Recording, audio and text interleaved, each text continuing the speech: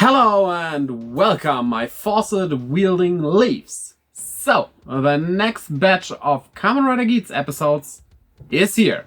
And this show gets me very hyped. So, let's get into it. Episode 2, Encounter 1, Treasure Hunt and a Thief. Well, normally I don't talk about the openings and endings of these shows, but I have to say one thing about this opening, and that is, it's so boring. This doesn't get me hyped up at all. I'm glad the show so far isn't like this opening. Well, Ace has recreated the world and is now a celebrity in it. But that doesn't mean the Kamen Rider game is over. The Yamato are still there, and so a new group of Kamen Riders was chosen, seen here. I guess not all of them will survive though. Well, the first round is simple. It's just a treasure hunt. Defeat an enemy and get a loot box, basically. Yeah, Kamen Rider has loot boxes now. The show, which doesn't mean you have to pay money for them, but loot boxes are everywhere. Oh no.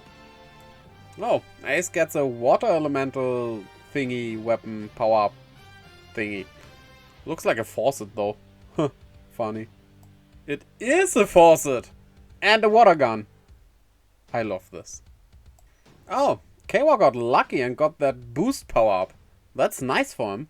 Can't wait to see him use it. Remember that for later. So Kawa meets that guy from the first episode that, well, didn't let him through the interview he had. Because he just had a very basic wish. His wish is to save his son who's sick, which, yeah, I can get behind that. That's harsh. But he's in the game, and that means he could very well die. Yeah. Oh, so that cafe that Ace was in last episode is actually part of the Desire Grand Prix. It's the rest area for the whole game. So basically the lobby. This is just an online arena shooter right now, right? Yeah, his sister's the big fan here, not him. Actually, that's the truth, but I can get where she comes from. So all the riders who did not obtain an item in that round have lost now and were disqualified. I have a feeling they don't tell us that they are dead, but I'm pretty sure they are with what happens later. Oof, that's a lot of dead people. And finally, everyone transformed, but, well, only this black base body and a mask is there. But I actually kind of like that, because they are so interchangeable in their design. That's such a great idea. Well, that interview guy got hit by an exploding axe and yeah, his buckle breaks. He dies, leaving his son behind. This season is harsh. I mean, normally I would say that's a noble goal, good, but Ace has won one round already. And he wished to be a celebrity. I call BS on this. Well, Ace told him to give him the boost buckle for the kids. Yeah, Kawa's kind of a gullible idiot. Also, this is one of those seasons where the main character is less of a main character than the side character. Kawa definitely seems more like the main here. Which is something I do like. I like that in Kabuto as well. This looks so cool. After putting the water on his legs, he just swirls it around like that's awesome. The design in this show, yeah, awesome. And as I have called it, he tricked him. However, I love that because he is based on a kitsune, and that's what kitsune do. They trick people into stuff. So, perfectly fitting for his image. Well, first round is over, and only 6 remain. That is not a lot, seeing how many there were before. Again, this episode was so great. I really am into this show, and I can't wait to see more. Good thing we still have 3 more episodes to go through. Episode 3, Encounter 2, Zombie Hunting. Oh look, it's our 50th attempt at running away.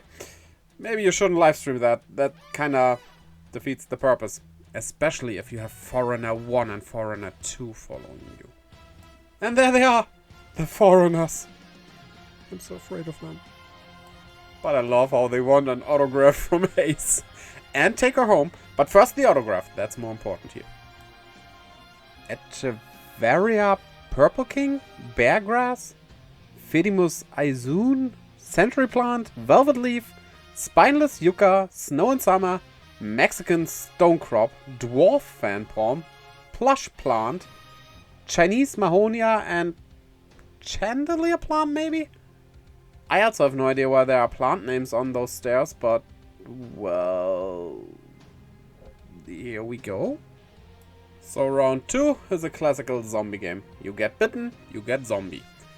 And they have to kill the zombies before they zombify everyone else. So, oh, how many dead people will we have in this show? This has a body count. The scoring chart here is actually pretty interesting. You also get minus points. I have no idea what BM means, but there are 2000 minus points for friendly fire. Alas, backstabbing gives you plus 200 points. But wouldn't backstabbing be friendly fire? Most interesting though is that rescuing gives a lot more than elimination, but you cannot win this game without eliminating all the zombies. Still rescue some people, so you get more points. Huh. He cleared a secret mission by rescuing 3 people. And he gets a bento box for that. I do like that the loot boxes are designed like bento boxes here. That's a great idea. And he gets the boost buckle again. How lucky can he be? I can't wait to see him use it. He definitely won't be fooled by Ace again, will he? You know, he is kinda right, but think about it. If you have less players, it will be harder to hold off the wave of zombies, and thus you will lose as well. So maybe you should save your rivals. I like the idea here with him filling that room full of water so it explodes, but honestly it doesn't fill up nearly fast enough for that to happen. There are like nooks and crannies everywhere where the water could get through and thus just flow out. Yeah, this guy. I mean, you cannot trust Ace, sure. But this guy, he's worse, I think. He's not only untrustworthy, he's very egocentric as well. At least that's what I get from him. They can actually customize themselves, like in character customization. Please do! You all have the same outfit and that's kind of confusing sometimes, especially in action scenes, so yeah, do that! You can even change your hair. Do they have a hairstylist here? And this is why I like her character. Yeah, you can buy everything you want if you're rich. But there are things you just cannot buy. So she does have a reason to be here. And, well, for her, she just wants her freedom. She's kinda like that one guy that's famous in Germany. I cannot agree with her wish though, because it might be hard, but you can find your soulmate without having to wish upon a godly force or something. You can find that person. I did. I still don't get what's the zombie part about this power-up, but he's fighting zombies with zombies. Weird? But I guess? Now that I think about it and seeing that saw, maybe it's not that much about being a zombie with the zombie power-up, but more like based on a zombie killing game or movie or something like that. They do use saws in that, right? I don't watch horror movies. Oh, this is great as well. I like it when someone who's like kicky a lot has overweight looking like leg stuff on them. Just like this.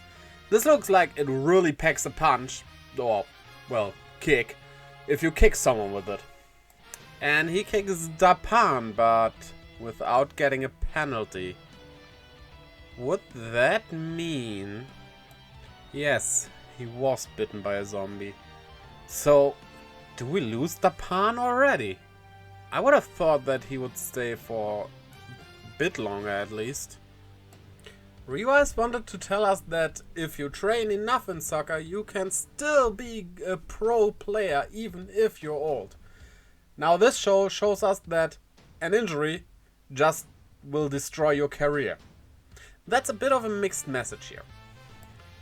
So because you were injured by someone who, granted, was an a-hole, you want the whole of humanity to go extinct. Even if we do a lot of good stuff as well. Not all humans are bad. Come on. Neon did get bitten herself as well, which is not good to say the least. But well, I thought she wouldn't die. Now I'm convinced there's a way around that. This episode, yeah, especially with this cliffhanger at the end. Wow. That was good. I'm looking forward to what comes of it. Will we actually lose Neon?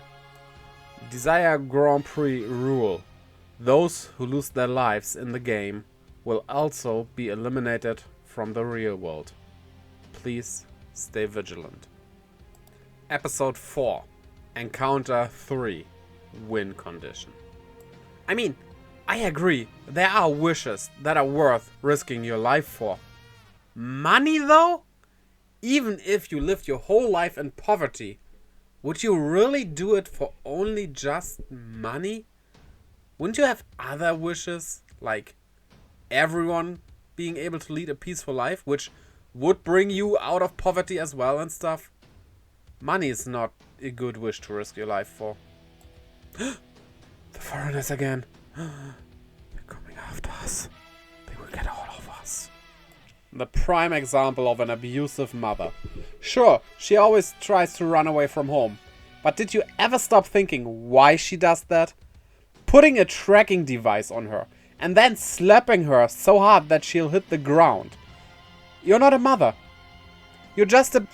Yeah, even though she is in danger, if you don't let her go out, it's the same as her being held hostage by some other guys.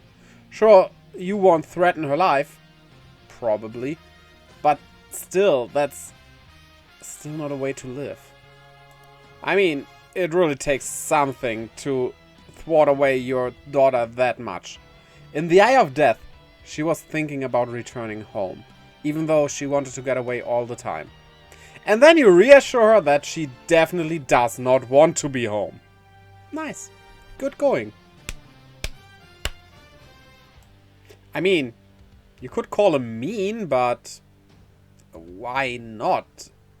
I mean, it's in her best interest. She's said herself she doesn't want to bite anyone, so if she turns, she kinda wants someone to kill her, so you could say Ace is benevolent here?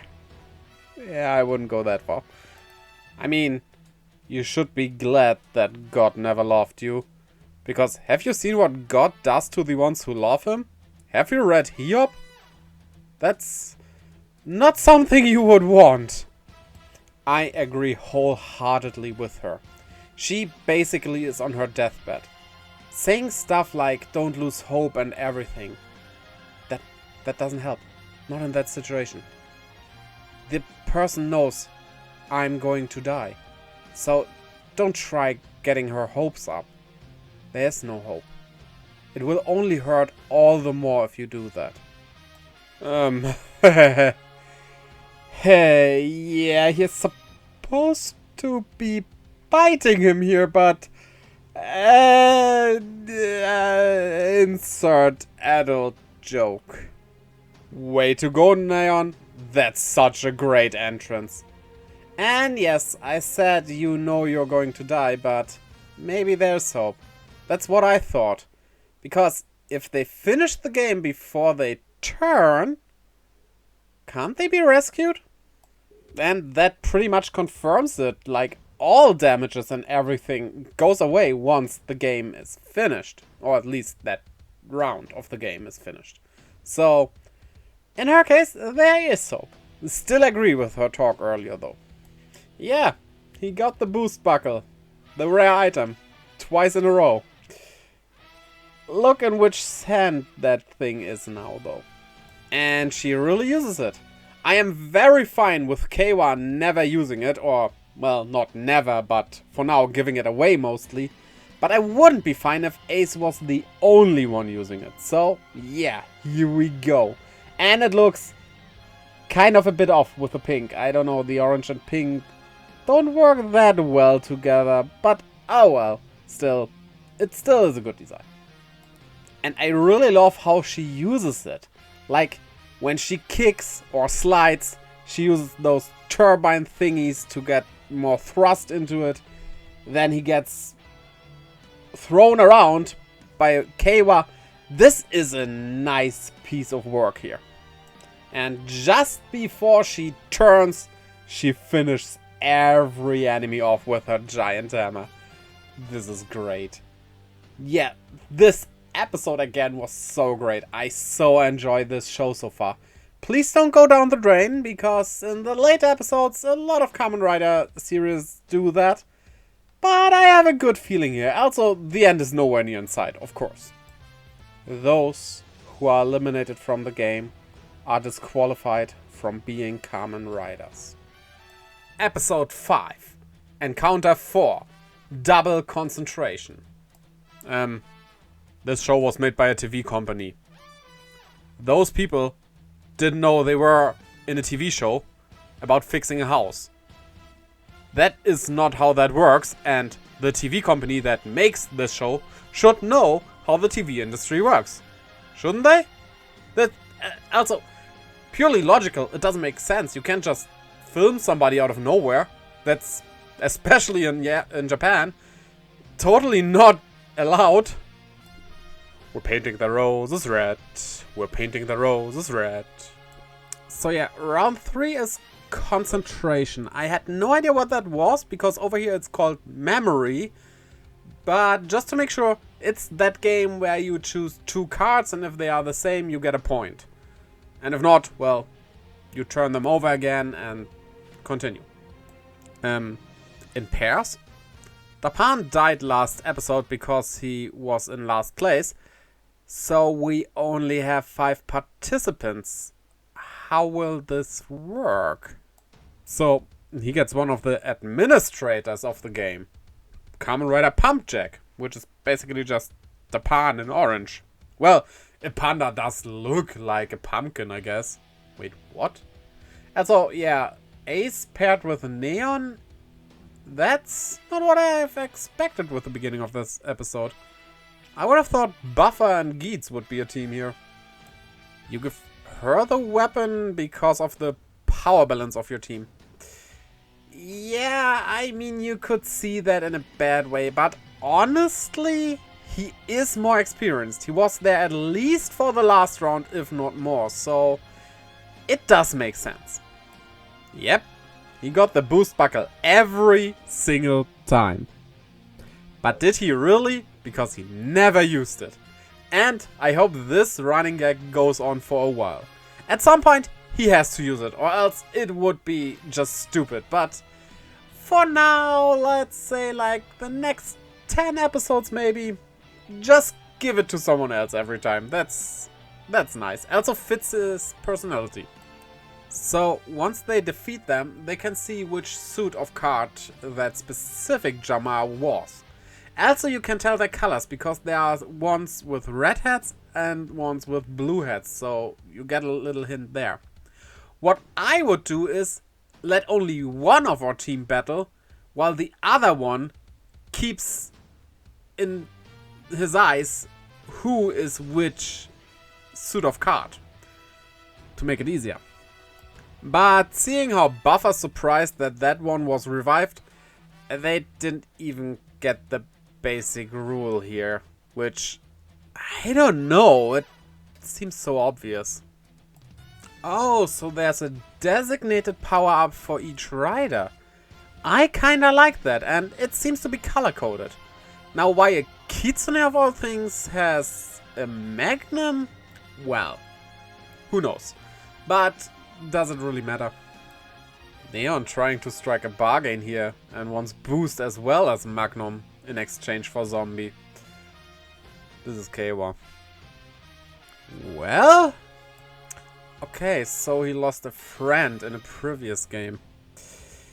You know, I feel for you, sure, but that's what these games are about. You could have expected something like that to happen. No need to be angry at others for it. Huh, finally the penny has fallen for Kawa as well. Took you long enough. I mean, they told you it was concentration. Oh yeah, marking them with paintballs after seeing which suit they are. That's a good strategy, yeah. If you have that option, definitely the best you can do. Yeah, the other teams don't fare that well in this game, huh? But there's something that could change everything. A special ticket that redraws the teams, huh? Yeah, that will probably not be used the next episode. This episode was off to a good start. It's not that great on its own, but we'll see what comes of it in the next episode, which will be in a month. I still enjoyed it. It was a setup episode, and that's fine. IDs have corresponding race buckles. Whether or not the bonus power can be utilized is up to the user. What did you think about these episodes? Tell me in the comments below.